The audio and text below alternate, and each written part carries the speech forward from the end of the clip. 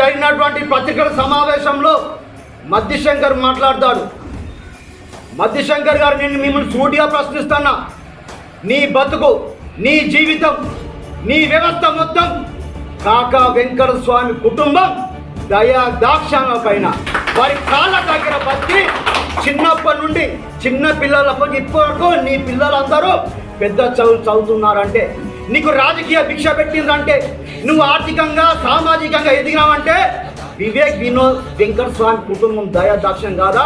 ఈరోజు మా ఇంటి ముందు కుక్కను పెంచుకుంటే ఆ కుక్క కింద భోజనం పెడితే కుక్క విశ్వాసం చూపిస్తుంది, కానీ ఈరోజు నిన్ను చూస్తే పాప కుక్క కూడా బాధపడే సందర్భం.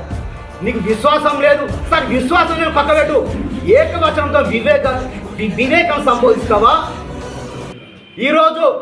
ఈరోజు మా కాంగ్రెస్ పార్టీ నాయకులు నీ మీద ఒక్క నిమిషం ఫోకస్ చేస్తే నువ్వు నీ భార్య పిల్లలతో సహా కట్టుబట్టలతోని రోడ్డు మీద ఉండే సందర్భం ఏర్పడుతుంది. అయినా మేము నిన్నే పోనీ పాపం ఈ లుచ్చగాడు కదా అని మిమ్మల్ని క్షమించినాం.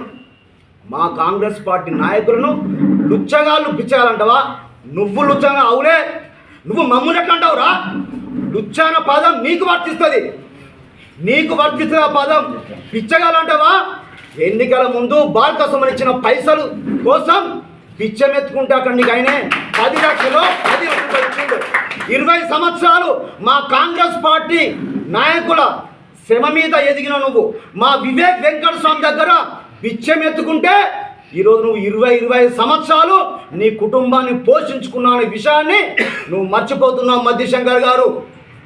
మూడో అంశం, బడికెల సంపత్ మాట్లాడతాడు. ఏదో మంచి వ్యక్తి అని, ప్రజాస్వామ్యాన్ని కూలి చేసిన రాని బాల్క సుమన్ 5 సంవత్సరాలు అభివృద్ధి. మీ బాల్క సుమన్ వందల వేల కోట్ల రూపాయలు తీసుకొచ్చి అభివృద్ధి చేస్తే ఈ చెన్నూరుపాయలు ఎందుకు ఓడగొట్టారు? ఈ 5 సంవత్సరాలు మీ బాల్క సుమన్ చేసిన ఈ అరాచకాలు, ఈ 30 ఇలా ఏ ఒక్కటన్న అబద్ధం అయితే నేను ఈ ఊరు విడిచి వెళ్ళిపోతా. ఇలా ఏ ఒక్కటన్న అబద్ధం ఉంటే అవసరం దీన్ని కాంగ్రెస్ పార్టీ పక్షాన కరపత్రాలు పంచుతామని చెప్పి ఈ సందర్భంగా తెలియజేస్తాను. ఈరోజు బాల్క సుమన్ చేసిన అరాచకాల వల్ల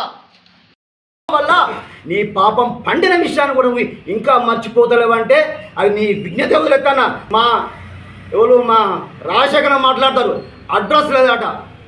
అడ్రస్ లేకుండా ఎవరు పోయింది? ఈరోజు బీఆర్ఎస్ పార్టీ నాయకులకు అడ్రస్ గల్లంతే విధంగా, అడ్రస్ లేకుండా చేసే విధంగా మా ప్రజలు మీకు తీర్పిస్తే మీ సుమన్ అడ్రస్ లేకుండా మెట్టుపల్లికి హైదరాబాద్ పారిపోయాడు. ఈరోజు అదే ఆధార్ కార్డుతోనే ఆదిలాబాద్ జైల్లో ఉన్న విషయాన్ని కూడా మరి ఈరోజు మీరు గుర్తుంచుకోవాల్సింది నేను ఈ సందర్భంగా తెలియజేస్తున్నా. ఏది ఏమైనా ప్రజాస్వామ్యాన్ని ఎవరు కూని చేస్తున్నారు? ప్రజాస్వామ్యాన్ని ఎవరు కాపాడుతున్నారు? గౌరవ మంత్రి వివేక్ వెంకట స్వామి గారు గత 2.5 సంవత్సరాలుగా ప్రజాస్వామ్యబద్ధంగా మరి పరిపాలన తీరు మీకు అవపడుతుందా? సెంట్రల్ లైటింగ్ పెట్టడం కాదు అభివృద్ధి అంటే, పార్కులు కట్టడం కాదు, మరి వార్డులలో గ్రామాలలో అండర్ గ్రౌండ్ డ్రైనేజ్ కానివ్వండి, సైడ్ డ్రైనేజ్ కానివ్వండి, సీసీ రోడ్లు కానివ్వండి, ఇది అభివృద్ధి అంటే. ఒకసారి చూడండి, ఒకసారి ఇప్పుడు గ్రామాలకు వెళ్ళి ఎవరు అంటారు రాజశేఖర్ గారు మంచినీటి సమస్య ఉందట. ఇదే మా సుదర్శన్ అన్న ఎన్నో సంవత్సరాలు కాంగ్రెస్ ప్రభుత్వం ఉన్నప్పుడు మరి విశాఖ చారిటబుల్ ట్రస్ట్ ద్వారా ప్రతి వాడకు నీటి ట్యాంకర్లు అందించిన ఘనత కాంగ్రెస్ పార్టీది, వివేక్ వెంకట స్వామి గారిది. ఈ నీళ్ళ సమస్య మరి నీకు ఇన్ని రోజులు కనవాలేదా రాజశేఖర్ అన్న? ఈ సమస్యలు కనవాలేదా? 5 సంవత్సరాలు మీరు అతను ఎదురుపడి మాట్లాడడానికి ఉచ్చబోసుకున్న మీ బీఆర్ఎస్ పార్టీ నాయకులు ఈరోజు ఆయన మెప్పు కోసం మాట్లాడుతున్నారా? ఖబర్దార్ బీఆర్ఎస్ పార్టీ నాయకులారా. జరిగిందేదో సమాజం గ్రహించింది, జరుగుతున్నది సమాజం గ్రహిస్తుంది. తప్పకుండా దీనికి తగిన మూల్యం కర్మ విడిచిపెట్టదు. కర్మ ఫలితం సుమన్ ఎంతమందిని జైలుకి పంపిండో, ఎంతమంది మీద దాడులు చేపించిండో, ఎన్ని అరాచకాలు చేసిండో, 5 సంవత్సరాల పాపం ఈరోజు పండి ఈరోజు నువ్వు జైల్లో ఉన్న విషయం